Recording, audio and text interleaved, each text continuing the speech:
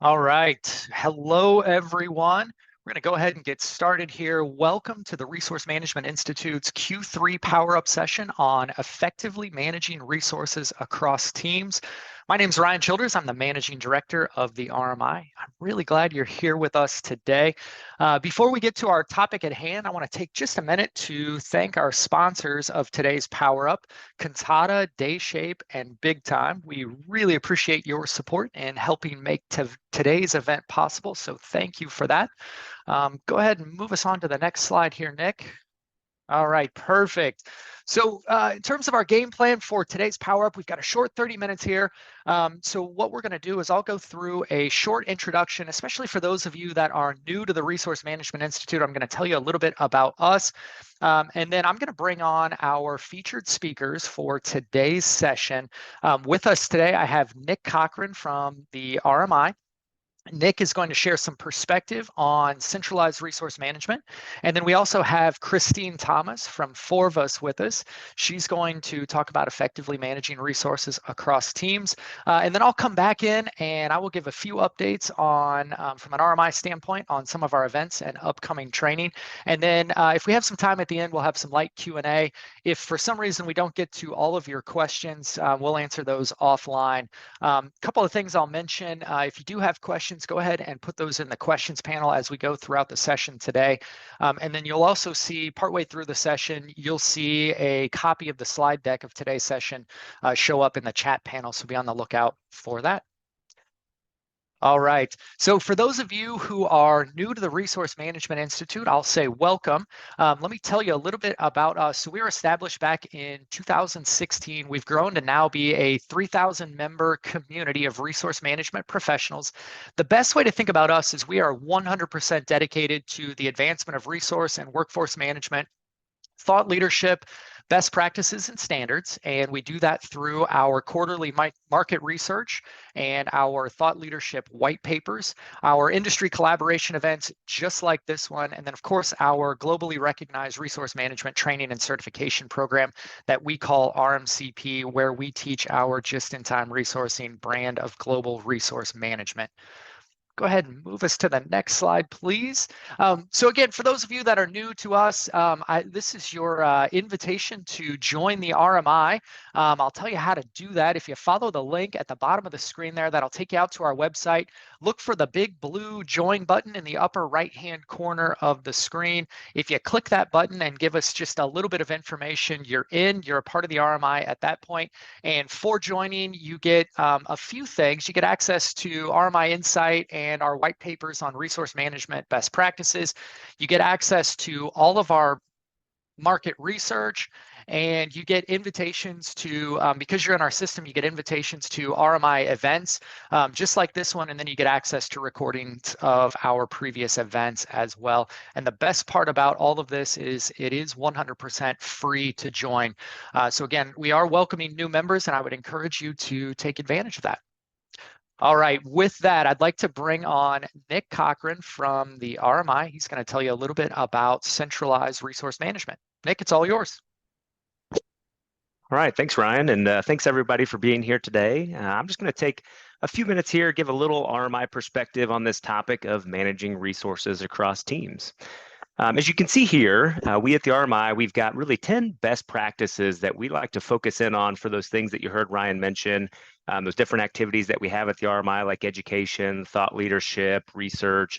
And we certainly don't have enough time to cover all of these today, but I did want to call attention to item number 1 there on the list. And it says we want to use a centralized approach to resource management with transparent visibility enterprise-wide to all available resources.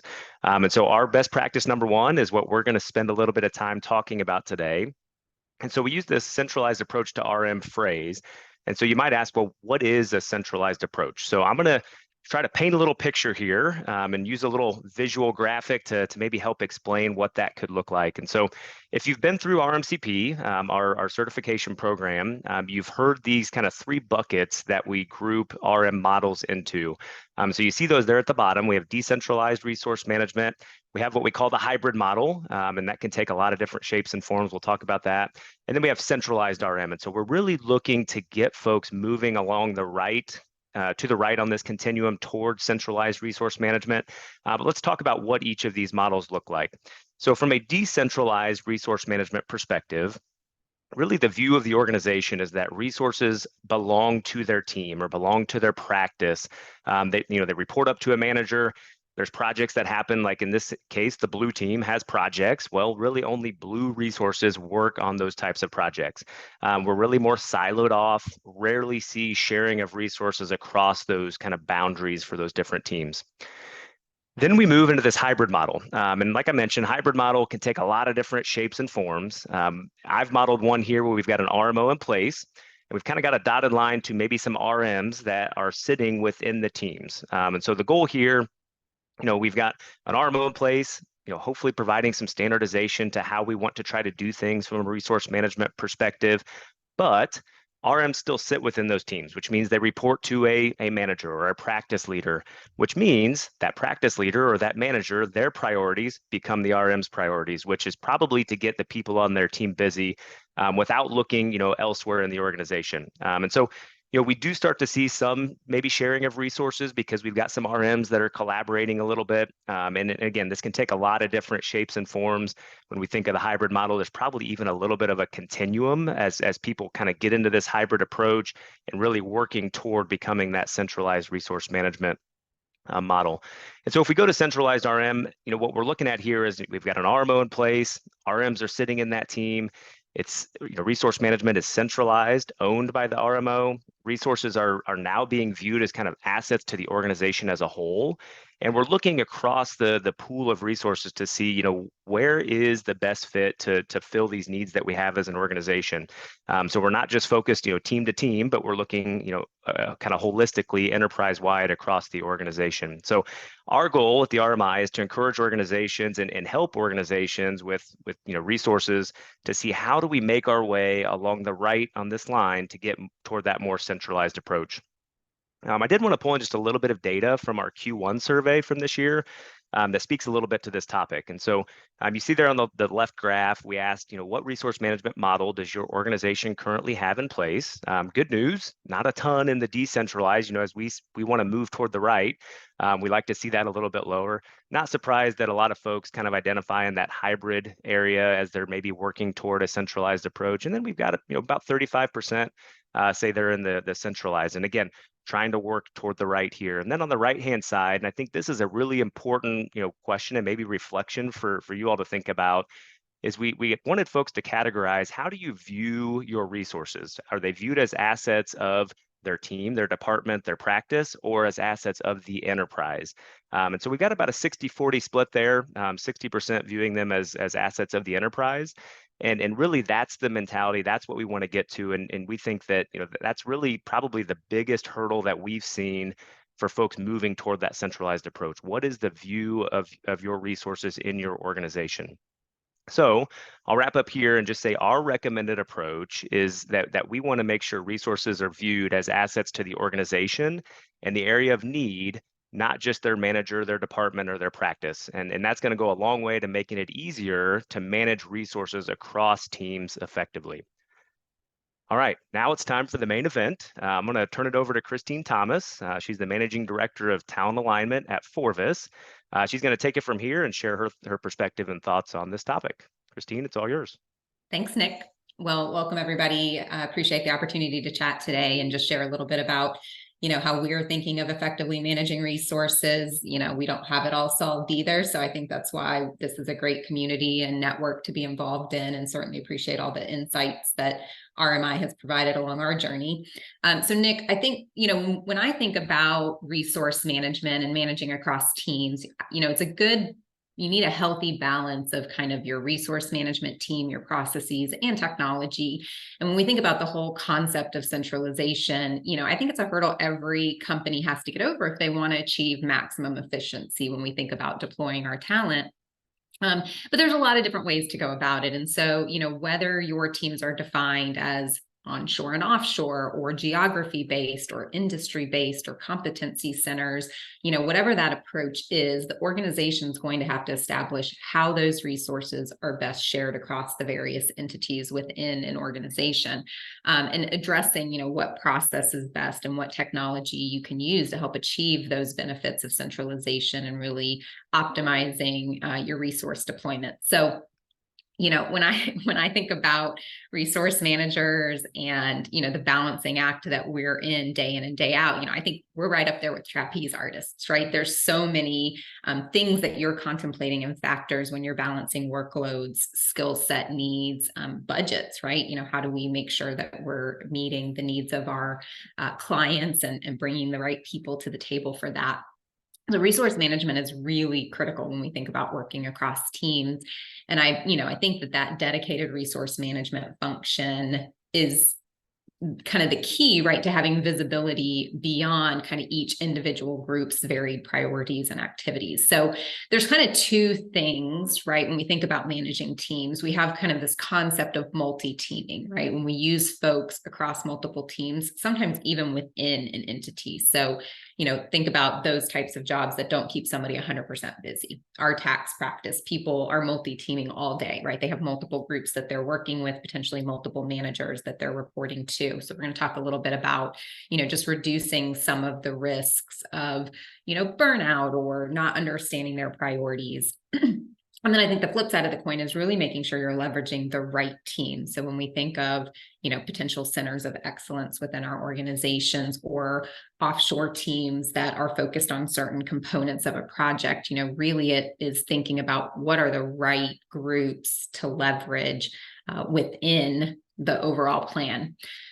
So let's talk multi-teaming first. I think we're all very familiar with this idea of, trying to reduce idle time and avoid downtime between projects. And, we might have highly specialized resources bouncing between different projects, but there's some real risks associated with it if we're not, if we don't have that group cohesion. So, if you'll jump to the next slide, Nick, thinking about how do we position teams or help teams think about reducing the risk of having people working on multiple projects simultaneously. We know there's significant benefits. Most organizations are doing this, especially where we don't have full-time projects keeping people 100% busy. So while there's those clear advantages, we need to make sure that the teams are thinking about how to have that be successful. So, when we think about launching the team well, right, it's really easy when we work with a group day in and day out to have that trust and familiarity. We know, who's got kids, who needs to go pick up, their child and or, work commitments and home commitments. But when you're working across broader teams or have a lot of managers that you're reporting with, sometimes it's easy to get in this trap of, I'm not comfortable speaking up when there's a conflict between teams and so forth. So, one thing I think that we in resource management can encourage as we have teams working together or managers working with multiple teams is just making sure that they're launching well, right? That they're establishing up front, kind of those interpersonal bonds, that they're, if possible, meeting in person to kind of kick off the project, and importantly, understanding the other competing priorities. So if there is another project that's going on, that there's that transparency on the front end of, hey, there's multiple jobs in process. How are we going to manage, prioritizations and so forth? So just really encouraging the teams that we're working with to make sure that they are kicking off the project well and establishing what else is going on with those teammates. Mapping skills, so really understanding, who's got the various skills within the projects, but what are they bringing to this, to this project? Sometimes I may be capable of acting as the PMO, but if that is not my role on a given job, I need to understand what skills and what role I'm operating in. So, really just making sure that we're establishing that baseline of who's doing what role and what skills exist within that team. kind of managing time across teams, this gets back to that prioritization and just making sure that everyone has a crisp understanding of the commitments on everyone's plate, given that period, and that we're managing any of those potential challenge areas or deadlines that need to be discussed. We don't want people to feel guilty. Conflicts are going to arise, but that we can productively handle issues when they come up, and that we've, again, on point one, built that trust that the team is working well together and comfortable raising their hand. And then I think just creating a learning environment, right? When you're working with a team all the time, right, you often know, what's my mission? What am I achieving? Sometimes when you're asked to maybe bounce into another project or pick up a new, a new task that isn't your primary, it's like, okay, well, what's the objective here, right? What's the value proposition? But there's so many learning opportunities. And one of the benefits, I think, of multi-teaming is when you have the opportunity to, learn from other individuals, learn from other groups. And so I think just creating that learning environment where teammates can foster that co-sharing of knowledge is really one of the opportunities here. So that's, I think, just when we're not necessarily managing the team, but once we assign, the projects, I think it's just good to make sure that teammates are getting folks ramped up well. So, that's on multi-teaming. Then I think the flip side of that, right, when we think about who should be on the project, if we jump to the next slide, thinking about sharing across diverse teams, we sometimes have teammates that, on multiple time zones or across the globe. Sometimes we're doing the follow the sun model, right? So a teammate is handing off a task at the end of their day for another teammate to pick it up and run with it. And so I think, really a few things come to mind in terms of how to share across teams and position those teams for success. I mean, I think technology and the investment there is pretty critical to managing that data, right? So that we know, who's scheduled on what is, what is everybody working on, that transparency and ability to really have one version of the truth that everybody is seeing is, I think, highly necessary to do this well. And so one tip I would just, say is, as you're thinking about, setting this up, invest in technology that's going to enable resource management and leadership to really manage the workforce. And so there's a lot of great technologies out there. I think there's a lot that can be successful. But I would encourage, or at least one thing that I've done on my journey, is thinking about a technology that can be flexible, right? And can really meet our needs. Leading into number two, embracing different ways of working. Not every group is going to handle resource management the exact same way. A team that has 4-month projects of 100% deployment is going to have to manage their resources a little differently than, say, a team that each individual may have 10 clients in a given, week or month. And so embracing a technology or choosing a technology that allows you to build those workflows that can support resource management for different organizations within your company, I think enables us to really share better and meet the groups where they are in terms of resourcing and how to keep track of, what everybody is doing. And so that's something that's been really critical as we identify technologies, is just what is that ability to structure it and have design requirements that are going to meet the needs for each of our groups. In terms of creating a contingency plan, I mean, one of the great things about resource management, it's not all roses, but it allows us to think about how to meet projects and not have just, 1 or 2 people that can accomplish that. So resource shortages can happen, regardless of how many teams you're working with. And so that's why it's important for us to create this reactive backup plan where we can identify potential solutions and lean on all of our teams across the organization. So, we think about leveraging the right tasks to the right resources, right? What groups should be working on what areas, and how does that really allow us to minimize risk, right? If I have a senior associate that is working on their own, and they get sick, I don't have any solutions, but if I'm really leveraging and I'm thinking about, okay, how does my offshore team support? And, I may need to lean into another group or team to fill that associate need I have, but making sure we've got the right talent and that we've got visibility from an organizational standpoint into where my potential contingency plans may come from. And then, just the last thing, and I'm not going to hit on this heavily today, but we are going to have a forecasting webinar coming up as the next one that we're doing, but really being able to proactively look forward and estimate the needs for the future, understanding kind of what's occupying your team's bandwidth, right? What skill demand are we seeing? Do we have enough people with that skill, or how can we continue to expand into the new areas that we need to?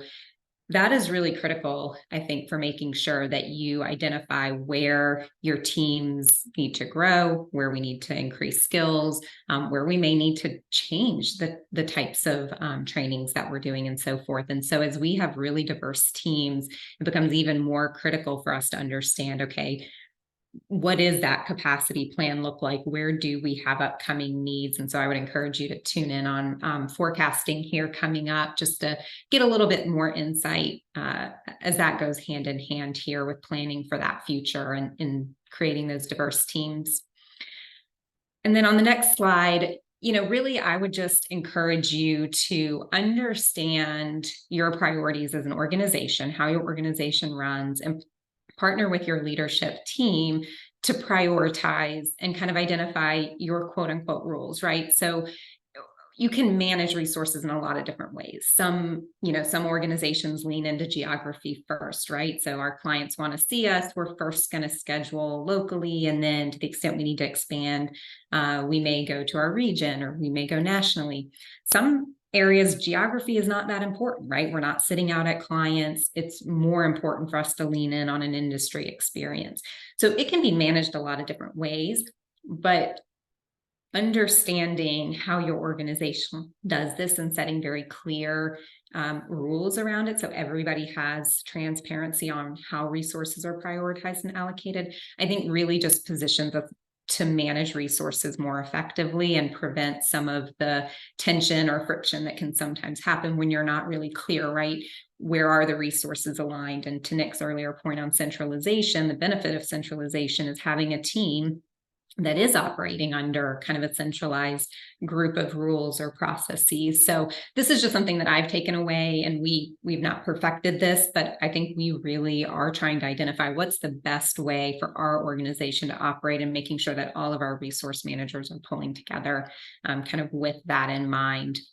And so just to close this out, I mean, some of the top benefits as I think about this, right? The ability to really help prevent team burnout when we can lean into all of our individuals across the organization and effectively manage teams. We can really prevent one group getting overloaded or not optimizing all of our teammates. And then, ideally, if done right, we're fostering that efficiency and getting the right talent. Resource management at its best is really the perfect combination of resource allocation and that proactive thinking, so that we can help our teams successfully deliver for their clients. And I think it's just the tools that we have, the technology, the processes, all of those are really critical for making sure we have an effective resource management process that can work across multiple teams. So with that, Ryan, I know you're going to give us a few more thoughts. Can I hand it over to you? Yes, absolutely. That was fantastic. Thank you so much. It's always helpful to kind of pair, we like to see these sessions become a pairing of, some perspective from an industry standpoint, but then also get the real life, what's happening in the field at some of our member organizations. So Christine, thank you so much for doing that. That was just awesome. I'm going to go through a couple of things and let you know what's coming from an RMI standpoint in terms of events and training that we have coming up to close out 2023. And then I see we have a couple of questions that have popped in. We'll see if we can get through at least one of those, or maybe a couple of those, and then anything else we'll take offline. So I'll mention, the big event for us coming up is RMI Connect. So RMI Connect is our virtual annual event. So it's open to certainly a global audience here. It's coming up on October the 5th, on October the 3rd and 5th. That's on a Tuesday and Thursday. Our theme for the event is charting the path to resource management excellence. I'll tell you, registration is open and will remain open to the event up until likely the day before. We do have team discounts in place for teams of 5 and teams of 10. So if you have several that would like to attend, I would encourage you to check out the page that we have. You see the link there at the bottom of the slide. A lot of information out there in terms of our agenda and some of the speakers that we're going to have take care of sessions at the event. A lot of collaboration opportunities here for those of you that would like to engage with other resource managers from across the globe. So definitely check it out. And there are links out there on the site, on our page to communicate with us if you do have teams that you would like to attend. And then registration's quick and easy through our site as well. So definitely make it a priority to attend this one. It's going to be a good one. I'll mention, before I get to our training and certification, I'll mention a couple of other things that we have going on. So we still have live our Q3 survey. It's on governance practices. That's going to remain open for another week or so. Our benchmark surveys, we generate a lot of industry data that is super helpful for all of us to be able to benchmark our organizations and our practices against what others in the industry are doing. If you go to our website and check out the insights tab up at the top of the screen, you can find our survey. Take that. It only takes you a few minutes to go through it. So I want you to do that. We'll have our Q4 survey launching in early October, and that'll be on automation tools. And then Christine did a nice commercial for our upcoming Q4 Power Up session. That'll be coming in December. That's going to be a good one as well. We're going to cover forecasting and capacity planning there. So good opportunity to get a quick dose of some good thought leadership on that particular topic. Okay, let's go ahead and advance to the next slide. I did want to share just a little bit. We get a lot of questions about our training and certification program. So for those of you that are looking to get certified in resource management, best practices, and especially in just-in-time resourcing, the RMCP program is the right spot for you. It is the first of its kind certification program specifically for resource managers. We have 3 options for you to take the program. We do have a classroom style event. We have one session coming up. It's in November. You see the date there in the lower left corner of the screen. In November, it's on the 7th through the 9th in Cincinnati, Ohio. It's an in-person event. We also have an online form of the program as well. We deliver that in six sessions that are 2 hours in duration. We have a session coming up on September the 12th and then another on November the 28th. Those are Tuesday, Thursday classes, so 2 hours every Tuesday and Thursday for 3 weeks. Certification exam is included in both of those programs, so definitely encourage you to take advantage of that as well. Then, of course, we have our on-demand version that's available through our LMS. It's available 24/7 as well, and you see pricing for all of those things. So good opportunity to get certified if that's on your goals and objectives for 2023. Okay, with that, want to do another shout out to our 3 sponsors of today's Power Up.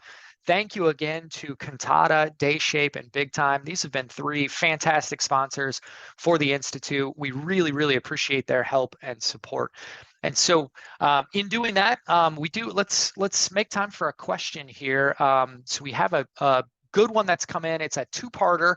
I'll read the question, and Christine, I might ask you to take the first part.